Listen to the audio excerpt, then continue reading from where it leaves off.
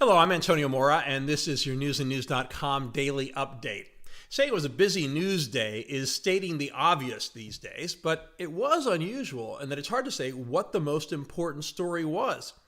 Normally, we would see wall-to-wall coverage of the Israelis bombing a Syrian airbase, especially with the U.S. also considering taking military action against the Assad regime for using poison gas to kill dozens of its own people, including toddlers.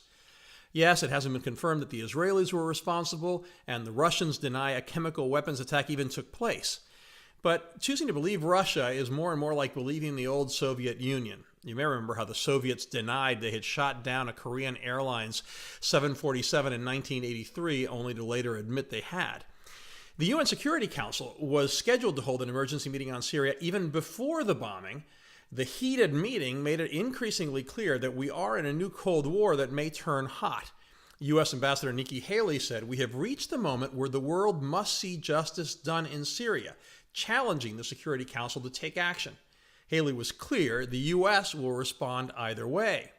The Russians, repeated there was no chemical attack and warned the U.S. of grave repercussions if it uses armed force in Syria. But a shooting war in the Middle East that could involve the world's two greatest nuclear powers didn't even get top billing this afternoon because the FBI raided the office of Michael Cohen, President Trump's longtime personal lawyer, in connection with the Robert Mueller investigation.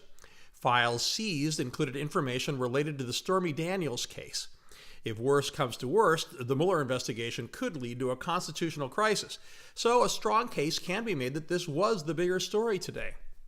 Now, those two huge stories made everything else an afterthought, even though we did have other major news, including the release of Mark Zuckerberg's prepared statement for tomorrow's congressional hearing on the Facebook privacy scandal, bellicose comments from Iran threatening the U.S. if it lets the nuclear deal fail, and new details on the planned summit between Mr. Trump and North Korea's Kim Jong-un. You can find all of that on newsandnews.com. In our daily alternate universe segment that looks at the great divide between conservative and liberal media, CNN and MSNBC are running with the Trump-Cohen story, putting the Syria, Russia, Israel, U.S. story on the back burner. Fox, at least at 5 o'clock, flipped the narrative, focusing on the morass in the Middle East and giving fairly short shrift to the FBI raid and its meaning to the Mueller probe. On the much lighter side, Fleetwood Mac sings that thunder only happens when it's raining, but today lightning struck when the group fired longtime star Lindsey Buckingham.